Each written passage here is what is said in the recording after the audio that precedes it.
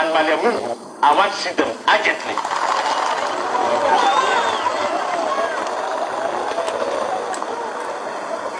I had a dream sent last night from God. He has instructed me to throw out all Asians from the country. Uganda must be for Ugandans only. The Asians were brought here by the colonialists to build railway. The railway is now finished. Let the British have the Asians and the Amin soldiers have their dukas. They have exploited Ugandan people. I give the Asians 90 days to pack up and go. Do not try to look like a true African by blackening your skin with the shoe polish, or else you'll suffer. If you're still here after my deadline, just wait and see what happens to you. Hello my beautiful African people. Welcome to midweek episode of Hail and Ride Africa, where we take another look at past African leaders. Today we are pulling up in Uganda, the home of Idi Amin, popularly known as Idi Amin of Uganda.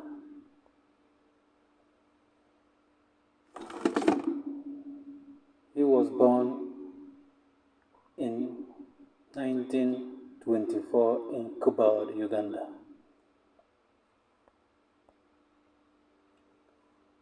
His parents came from Kakwa ethnic group in the northeast of Uganda.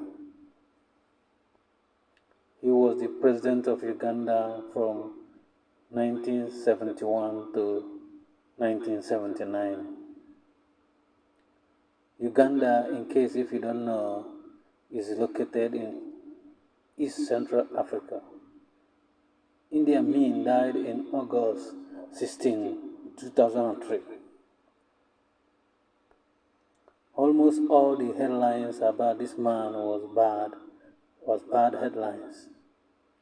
You will hear stuff like brutality, dictatorship associated with his name, just as you would expect from Western media propaganda machine. On the other hand,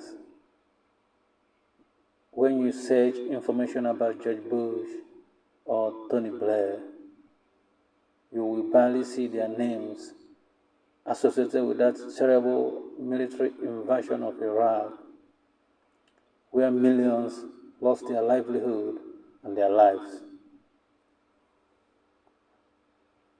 Idi Amin might have other vices, but this is the only African leader that prevented history from repeating itself in Africa, in my own opinion. He learned a difficult lesson from what happened to black Asian Egyptians.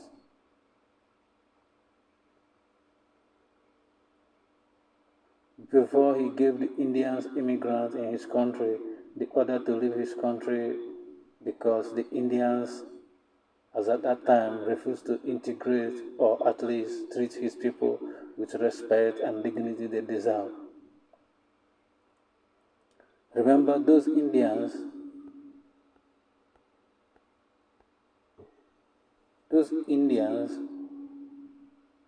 were brought to their land by the British colonial masters.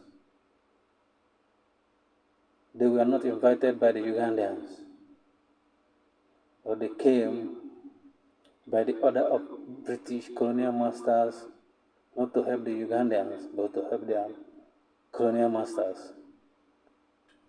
There might be another way to compel the Indians to leave Uganda, like using judicial system, that is by passing a law that targets the Indians and their businesses. That would have got the job done, but Idi Amin didn't choose that route. Meanwhile, before I proceed to tell you what lesson Idi Amin learned about the ancient Egyptian, let's look at a country called Madagascar. Madagascar is an island at the heart of Africa.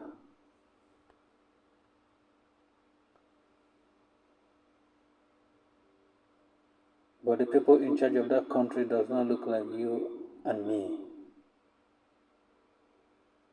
Most of our ancestors were naive They welcomed everybody in their land, and people took advantage of them, like what we see today in Madagascar and Egypt. Let me show you Madagascar and the countries close to it. You will see Mozambique, Malawi, Zimbabwe. Well, look at the current president of Madagascar.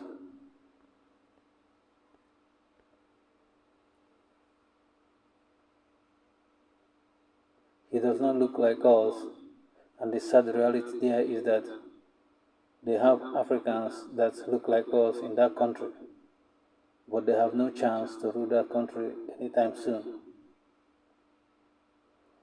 Let's watch this video about this Arab Egyptian debating about Egypt and his people.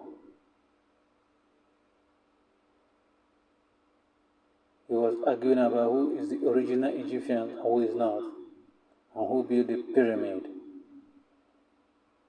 But remember that Egypt is in Africa, it is not in Arab world, even though it is ruled today by the Arabs.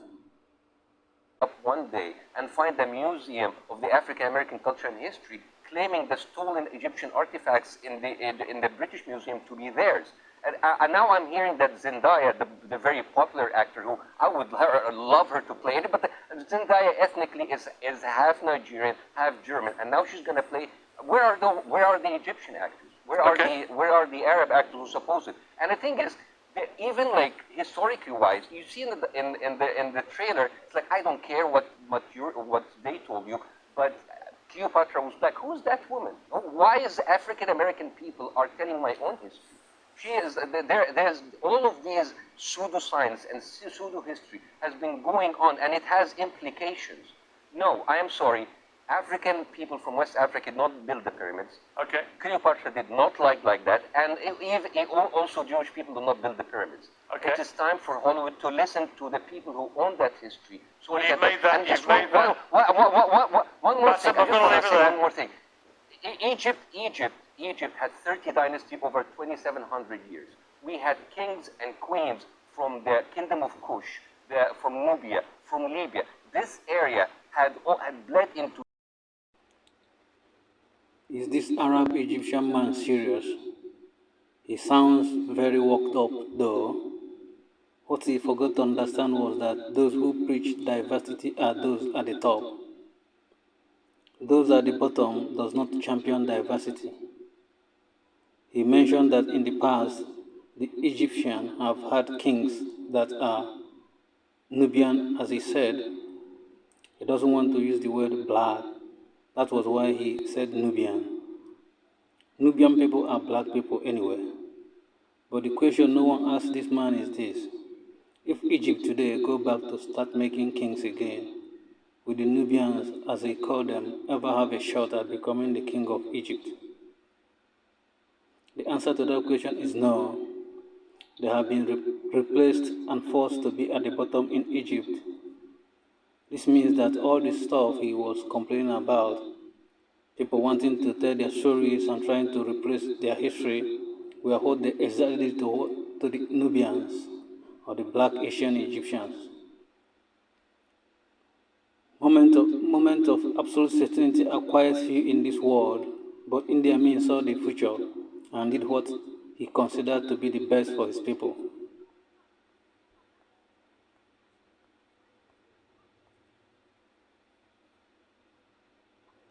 Saying this does not mean that I approve everything he did when he was the president of Uganda. This video is not about him being a good man or a bad man. The way he allegedly treated some of his people, we are nothing to write home about. But he succeeded in making sure that the people who are in charge of his people's destiny today are people that look like him. Thank you for watching.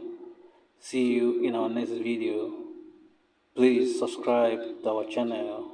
Peace.